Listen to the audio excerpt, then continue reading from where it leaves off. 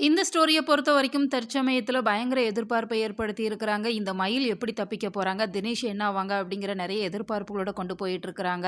நிச்சயமா தினேஷ் அரெஸ்ட் ஆவாங்க. மயில் அங்க இருந்து எஸ்கேப் ஆயி வீட்டுக்கு வந்துருவாங்க அப்படின்னு சொல்லி தான் எதிர்பார்க்கப்படுது. தினேஷ் அரெஸ்ட் ஆகணும் அப்படின்னு சொல்லி நீங்க நினைச்சீங்கன்னா, இந்த வீடியோவுக்கு லைக் பண்ணி உங்களோட கருத்துக்கள தெரியப்படுத்துங்க. இப்ப தினேஷ பொறுத்தவரைக்கும் இப்ப மயில் கிட்ட இருக்கிற அந்த நகைய எப்படியாச்சும் வாங்கிரணும் அப்படிங்கிற மாரி தான் பிளான் பண்றாங்க. ஏன்னா அவங்க கிட்ட கேட்டா நிச்சயமா அவங்க தரத்தான் செய்வாங்க. ஏன்னா ஏற்கனவே தினேஷ்க்கு குடுக்கணும் அப்படிங்கிறதால தானே அவங்க திருடிட்டுலாம் வந்திருக்கிறாங்க.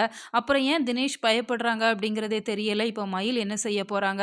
அவங்க நகைய கேட்டாங்க அப்படின்னு சொன்னா நிச்சயமா குடுக்க தான் செய்வாங்க. இந்த சூழ்நிலையில மயிலுக்கு நிச்சயமா இந்த இடத்துல தினேஷோட உண்மை முகம் வெளில வரும் அப்படிங்கிற மாரி தான் தெரியுது. ஏன்னா அவங்க ஏற்கனவே ஒரு பொண்ண ஏமாத்தி இருக்கிறாங்க. அவங்க கிட்டயும் பணம், நகையெல்லாம் வாங்கிட்டு வேற ஒருத்தங்கட்டுக்கு கைமாத்தி விட்டுட்டாங்க அப்படிங்கிற விஷயங்கள் இப்ப மயிலுக்கு தெரிய வரத்தான் போகுது. ஏன்னா இப்ப அவங்க லாட்ஜ்ல தான் தங்கி இருக்கிறாங்க. இந்த சூழ்நிலையில அவங்கள தேடி இன்னொரு பொண்ணுமே சுத்திட்டு இருக்கிறாங்க.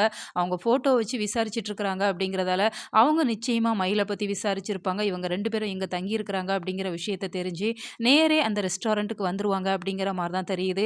கையோட போலீஸையும் கூட்டிட்டு வந்தாங்க அப்படின்னு சொன்னா ரொம்ப ரொம்ப சூப்பரா இருக்கும். இப்ப ஆதாரத்தோட தினேஷ அரெஸ்ட் பண்ணிருவாங்க. மயிலுக்கு அங்க என்ன நடக்குது அப்படிங்கிறதே தெரியாது. கூடவே அவங்க ஃப்ரெண்ட்ஸும் இருக்கிறாங்க அப்படிங்கிறதால அவங்களையுமே அரெஸ்ட் பண்ண தான் செய்வாங்க. அதுக்கப்புறமா தான் போலீஸ் நடந்த எல்லா விஷயத்தையுமே இப்போ மயில் கிட்ட சொல்ல போறாங்க.